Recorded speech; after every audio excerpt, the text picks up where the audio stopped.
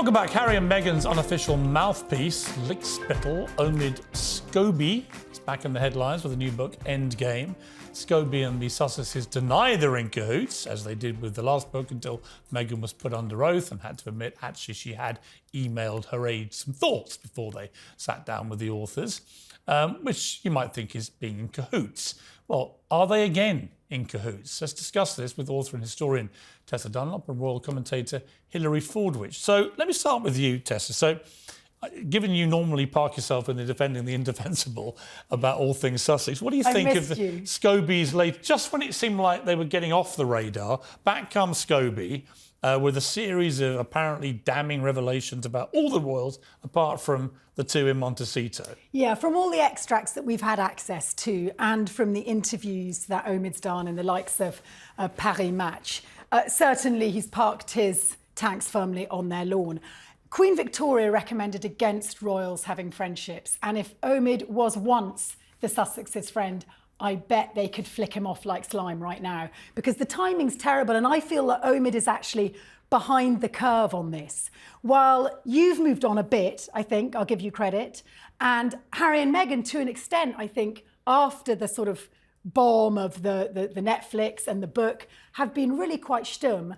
Omid seems to be sort of stuck in the past. Well, also, he's a liar. And I'll tell you how I know he's a liar, because he writes a bit about me in the book. I know, I was going to ask you about that. I got a copy of the book today, and I just checked, as you do. It's a digital copy. I did a little search. Up I come 3 or 4 times. And on one occasion, he states, as a fact, that I have regular phone conversations with Queen Camilla. For the record, I have never had a single phone conversation with Queen Camilla. Now, he says, as a fact, in his book, that we have regular phone conversations. That I know, personally know, is an absolute lie. He also says that when I said on Good Morning Britain that Meghan Markle was Princess Pinocchio, that apparently she reached out to me, Queen Camilla, to thank me for standing up for the firm. Did she? I had zero contact with Queen Camilla around that time at all. So you've got no embossed thank you notes from Camilla nothing. Before she was a queen? Nothing. Was there any communication? I did, however, as I said publicly at the time, have conversations with several other members of the royal family, but it wasn't Queen Camilla. So my point, it was coming to Hilary. Hilary, I know personally that just the little bits about me are completely untrue.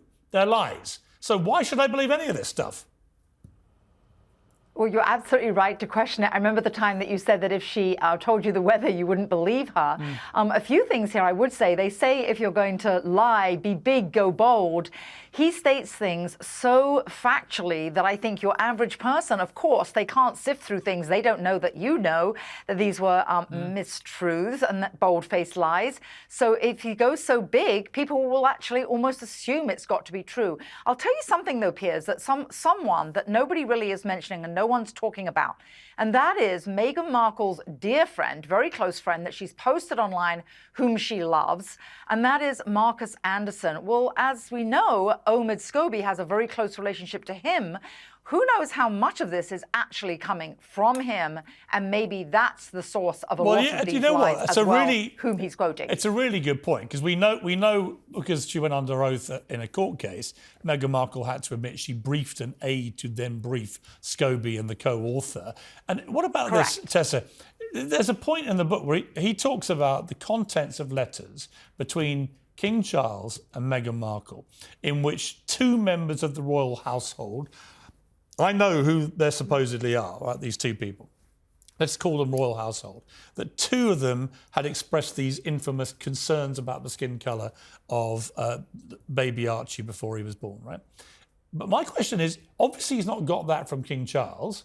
No. So he can only have got it from Meghan Markle or her friends or people she's told this to, right? So, you know, it's 2 things, this book. One is blatant lies. Secondly, stuff he can only have got from Meghan Markle. It is deeply unhelpful and poorly timed from the Sussexes' point of view, which is why I don't think they have collaborated with him recently. Remember, this book's been a long time in the cooking. He started writing it before the Queen died. It's possible that in the wake of the Oprah Winfrey interview, when tensions were running high, that things did get spilt out, that now I expect the pair of that racism allegation, I said this to you before, it never appeared in Harry's book.